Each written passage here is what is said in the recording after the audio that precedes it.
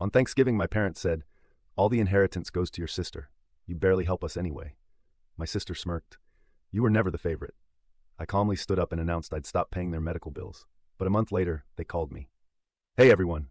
Before we dive in, I have a quick favor to ask. If you enjoy content like this, please hit the subscribe button. It's free, supports the channel, and ensures you never miss out on amazing videos. Alright, let's get started. We decided to leave everything to Emily," Mom said casually, placing her fork down on her plate of turkey. For a second I thought I misheard her. The scent of pumpkin pie lingered in the air. Mashed potatoes were growing cold on the table. But suddenly, the warmth of Thanksgiving dinner felt ice cold. "What?" I put my wine glass down. "The inheritance," Dad added, still focused on his plate. "The house, the savings, all of it." Across from me, Emily swirled her wine, a smug little smile tugging at her lips. "You don't really help them anyway," she said with a shrug. I let out a short, humorless laugh. "I don't help," I repeated, shaking my head. "Who's been paying for their medical bills? Who covered Dad's surgery last year? Who's the one making sure they can even afford to live in this house?" Mom sighed, as if I was bringing up something utterly trivial. "We never asked you to do any of that, Matt." And that was when it hit me. The years of doing everything for them. The nights I spent calculating how to cover my own expenses while still sending them money. The way Emily had never lifted a single finger. It was always her they praised. I could still hear her voice from years ago, clear as day. "Mom, look, he's crying." I was 10. I had fallen off my bike, scraped my knees so badly that blood dripped onto the pavement. Emily, just 7 at the time, stood nearby with her arms crossed, watching me struggle to get up. Mom barely looked away from her magazine. "Oh, stop whining, Matt. Emily's the strong one in this family, not you." Dad just grunted in agreement. Even back then, Emily had been their golden child. And I'd been, what? A useful afterthought. Nothing had changed. I ran a hand down my face, forcing myself back into the present. "Are you kidding me?" I asked, my voice eerily calm. "You call me every time you need something covered. You literally said you'd be in trouble without my help." Emily rolled her eyes. "You always make such a big deal out of things. If you didn't want to do it, you could have just said no." I stared at her. That same smugness. That same condescension. She had always been like this. Since we were kids. She never asked for things. She expected them. And when she got them, she acted like they were owed to her. Slowly, I pushed my chair back and stood up. "All right," I said, grabbing my jacket. Emily huffed. "Oh, here we go. Another dramatic exit." I leaned forward just slightly, my voice calm and even. "Good luck with the bills, because I won't be paying another dime." Mom's eyes widened. "Matt, wait. No," I cut her off. "You made your choice. You don't need my help, right? So now you won't have it." I turned to Emily. "Hope you're ready to actually work for once in your life." Her smirk disappeared. "You can't just walk away. Watch me." And I did. For the first time in years, I left that house without feeling like a doormat, without feeling used. A month later, my phone rang. I glanced at the screen, already knowing who it was. Mom.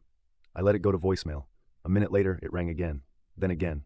By the 5th call, my curiosity got the best of me. I sighed and picked up, keeping my voice as neutral as possible. "Matt, honey." Mom's voice was softer than I had ever heard it. "We need to talk." I sank back in my chair, rubbing my temples. I had just finished a 12-hour shift at the hospital, and my body was screaming for sleep. I had barely made it home, kicked off my shoes, and poured myself a drink before the phone started ringing. "About what?" I asked flatly, already knowing the answer. There was a pause. Then she sighed. "Emily, she's struggling, and we could really use your help." I almost laughed. "My help? You mean money?" "It's not like that, eh?" "Oh, it's exactly like that, Mom." A rustling sound came from the other end, and then Dad's gruff voice took over. "Listen, Matt," he said, impatience creeping in. "We know things got heated on Thanksgiving, but let's be realistic. You've always been the one who took care of these things. We're your parents. You can't just walk away from us." I clenched my jaw, exhaustion pressing down on me. "I can, actually," I said. Silence. Mom tried again, her tone thick with forced warmth. "Matthew, we raised you. We gave you everything." I let out a bitter chuckle. "You gave me a childhood full of guilt and a lifetime of expectations," I cut in. "Meanwhile, Emily got to be your precious little princess. Well, guess what? She can take care of you now." There was a pause. Then Mom's voice cracked. "She can't. She doesn't have the money." And there it was. The truth. Emily wasn't useful to them.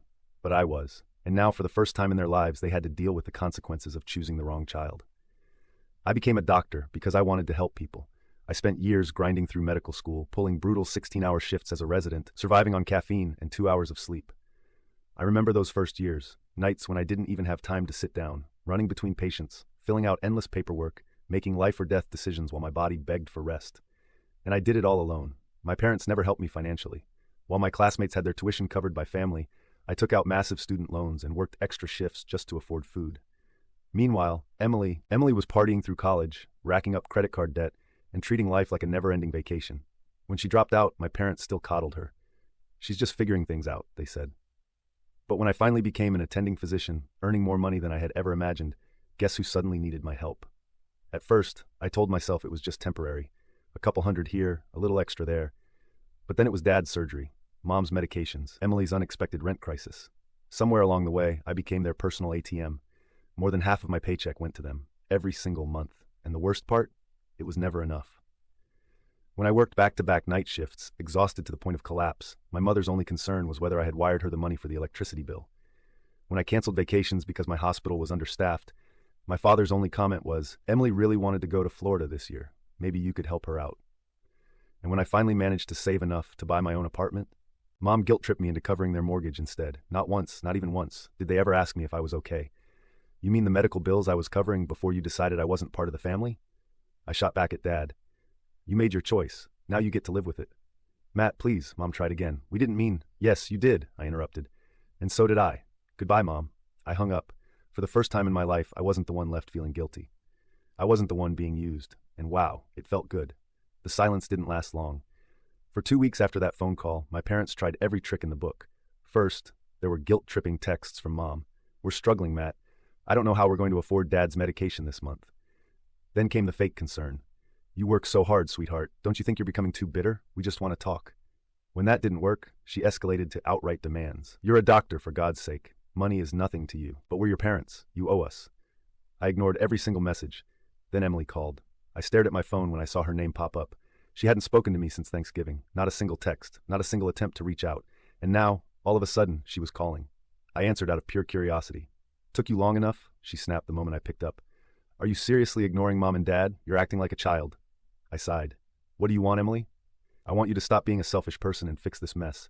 Mom is freaking out, Dad is stressed, and I don't have the money to cover all their expenses. You know that." I smirked. "Maybe you should have thought of that before gloating about taking the inheritance." There was silence on the other end. Then she scoffed. "Oh my God, are you really that petty?" "Petty?" I repeated, my voice dangerously calm.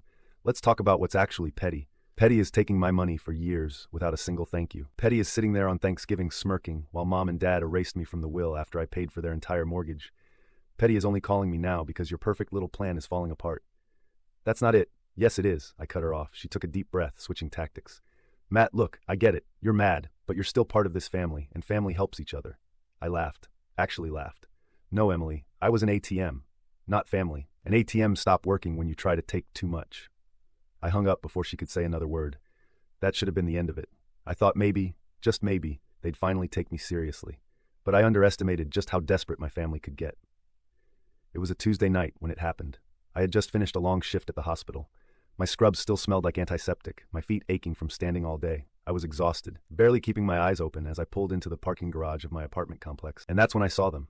Mom, Dad, and Emily, standing outside my building, waiting. My grip tightened on the steering wheel. "You've got to be kidding me." I parked and stepped out of the car, keeping my expression unreadable. "Matt." Mom rushed toward me like nothing had happened, reaching for my arm. I took a step back. "What are you all doing here?" I asked coldly. "We need to talk," Dad said, his tone clipped. "No, we don't." I walked past them, heading straight for the entrance. "Matthew!" Mom's voice rose in frustration. "This is serious." I turned around, folding my arms. "Fine, you have 2 minutes." Mom glanced at Dad, who sighed heavily before speaking. "Look, we may have been a little harsh on Thanksgiving." I raised an eyebrow. "A little?" "All right, fine," Mom cut in. "We should have been more appreciative, but we didn't think you'd react like this." Emily scoffed. "Yeah, you're acting like a total opera character." I clenched my jaw. "Then why are you here, Emily? If I'm being so dramatic, why do you suddenly care?"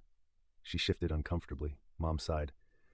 "Matt, honey, we can't do this without you. We're behind on the mortgage. Your father's medication costs are piling up, and Emily is—" "Let me guess," I interrupted. "Emily is struggling." Silence. I let out a bitter laugh. "You all thought I was bluffing, didn't you?" I shook my head. "You thought I'd cave like I always do. You thought I'd feel guilty enough to come running back, wallet in hand. Well, guess what? I meant what I said. I'm done." Mom's expression hardened. "So that's it? You're just abandoning your family?" "No," I said. "You abandoned me. Years ago. I'm just finally accepting it." Dad's face darkened. "You're being selfish, Matthew." "Am I?" I stared him down.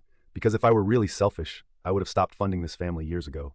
If I were really selfish, I wouldn't have drained half my paycheck every month so you could keep this house. If I were really selfish, I would have let you deal with your own mess instead of cleaning it up for you." Over and over again. Emily crossed her arms. "Jesus, Matt, enough with the martyr act." I turned to her, ice in my voice. "You know what, Emily? I almost feel bad for you. You've never had to work for anything in your entire life. And now, for the first time, you're realizing that money doesn't just fall into your lap, and you hate it." She glared at me but said nothing. Mom shook her head. You'll regret this, Matt. I exhaled slowly. No, Mom, for the first time in my life, I really don't think I will. I turned and walked into my building, shutting the door behind me. They didn't follow. It took exactly 1 month for everything to start falling apart. At first, they acted like they were fine without me. Mom sent passive-aggressive texts about how they were figuring things out and that Emily was stepping up. I ignored them. Then the reality check hit. One evening, as I was finishing up at the hospital, I got a message from a number I didn't recognize. Emily, you happy now? I stared at the screen. And why exactly is that my problem? Her response came fast. Because you caused this. If you had just helped like always, they wouldn't be in this mess. I exhaled sharply, running a hand down my face. They really thought I was the bad guy here. A week later, I found out the details. Mom and Dad had completely drained their savings, keeping up with the mortgage after I cut them off. Bills were stacking up. Dad's medications overdue, utilities, property taxes. Emily, despite all her bragging, couldn't afford a single thing. And since they had zero backup plan, they were forced to sell the house just to stay afloat. I got this information not from them, but from Uncle Robert, Mom's older brother. You did the right thing, kid. He told me over the phone. Your folks have been reckless with money for years. They were just using you as a safety net. So where are they now? I asked. Some cheap rental in town. Now that the inheritance is gone, Emily's really losing it. I smirked. Of course she was. For the first time in her life, she was actually facing consequences. Emily's breakdown. 2 days later, Emily showed up at my apartment. I barely had time to react before she barged in like she owned the place. You ruined everything, she shrieked, throwing her purse onto my couch. I leaned against the kitchen counter, crossing my arms. Hello to you too. Don't start, she snapped. Do you have any idea what you've done? Mom and Dad had to move into some disgusting rental because of you. The inheritance is gone. And, I said flatly. Emily's face turned red. We had a plan. Mom and Dad would leave everything to me and I would. She stopped herself, her lips pressing together. I raised an eyebrow. You would what, Emily? Silence. I suddenly understood. Oh my God, I laughed. You thought you'd get the house and then sell it for cash, didn't you? Her expression gave her away. That was exactly her plan. She never wanted the house for sentimental reasons. She wanted a quick payday. And now that it was gone, she had nothing. Get out of my apartment, I said, suddenly exhausted. Matt, I said get out. She glared at me, grabbing her purse. You think you're better than us just because you have money. You're selfish, Matt. You're just like those rich snobs you work with. I let out a slow breath, shaking my head. No, Emily. I worked my ass off for this. I built my life from nothing while you sat around waiting for handouts, and I'm done letting you treat me like an ATM. For the first time, she had nothing to say. I opened the door, and after a long moment, she stormed out. Mom's final plea. A few days later, it was Mom's turn. She called while I was on my lunch break at the hospital. Maddie, she started, her voice thick with fake sweetness. What do you want, Mom? She sighed dramatically. This isn't easy for us. You know, we lost the house. We have nothing. Don't you feel even a little guilty? I took a bite of my sandwich. Nope. Silence. Then came the real reason for her call. Listen, honey, I was thinking, your apartment is so big, and it's just you living there. Maybe your father and I could stay with you for a little while, just until we get back on our feet. I nearly choked on my food. Absolutely not. Her voice sharpened. Matthew, don't be ridiculous. Mom, I cut her off. You made your choice. Now you live with it. She let out a strangled noise. How can you be so cruel to your own parents? Cruel? I repeated. You used me for years. You lied to me. You let Emily walk all over me, and you never once had my back, and now you expect me to take you in? We're your family. No, I said. I was just a paycheck to you, and now the money's gone, so is your interest in me. Silence. Then she started crying, but I didn't feel guilty, not this time. Goodbye, Mom. I hung up. Freedom. It took years, but I was finally free. No more covering their mortgage. No more paying off Emily's debts. No more constant guilt, manipulation, or fake love that only lasted as long as my bank account was open to them. For the first time in my life, my money was mine. I finally started putting away real savings. I traveled. I took time off work without feeling like I was throwing my family into crisis. And most of all, I felt lighter. They had drained me for years. Now they were learning what it meant to live without me. And honestly, I didn't miss them at all. It's been 6 months since I cut them off. 6 months of silence. 6 months of peace. For the first time in my life, I had control over my own money, my own choices, my own future. No more guilt-tripping texts, no more desperate phone calls, no more feeling like I owed them my entire existence just because we shared DNA. And you know what? I thrived without them. A life without chains. At first it felt strange. For years I had structured my life around their needs. My paycheck was never really mine. There was always another bill, another emergency, another, Matt, we need you. So when I finally had financial freedom, I didn't even know what to do with it. I remember sitting in my apartment one night, staring at my bank account. For the first time in years, it wasn't drained by the middle of the month. I had savings, real savings. And that's when it hit me. I could finally live for myself. So I did. I finally took that vacation I had always put off, a full 2 weeks in Italy, eating my way through Rome, drinking wine in Tuscany, hiking in Cinque Terre. I upgraded my apartment, furnished it the way I wanted. I cut back my hours at the hospital, actually giving myself time to breathe instead of working myself into exhaustion just to keep my family afloat. I was happy. And most of all, I didn't miss them. The final attempt. One night, after a long shift, I was getting ready for bed when my phone buzzed. A number I didn't recognize. I almost ignored it, but something told me to check. It was a message. "Emily, Matt, please call me. It's important." I stared at the screen, debating whether I should even bother. Finally, I sighed and typed back, "Me, what do you want?" A few minutes passed before she responded. "Mom's in the hospital." I felt nothing. Not shock, not fear, not even sympathy, just exhaustion. I typed banned. "She's sick, Matt. You're a doctor. You should care." I sighed. "I cared for years, Emily. I paid for everything. I kept you all afloat while you did nothing. And now, after months of silence, you suddenly want my help again?" No response. I didn't expect one, and I didn't text again. Choosing myself, I never found out what happened to Mom. Not because I didn't have the resources to check, but because I chose not to. I chose me. And for the first time in my life, I didn't feel guilty about it. Because here's the thing, I spent years setting myself on fire to keep them warm, and they never appreciated it. They took and took until I had nothing left to give. And when I finally said no, they turned on me. So now, they could live with their choices, and I would live with mine. A life without them. A life where I finally came first. And honestly, it was the best decision I ever made. Final update, answering your comments. Hey everyone, I just wanted to come back and say thank you for all the support and advice. I honestly didn't expect this to blow up the way it did, but reading through your comments really helped me process everything. To those of you who shared similar experiences, you are not alone. Cutting off toxic family is never easy, but sometimes it's the only way to take back control of your own life. Did I do the right thing?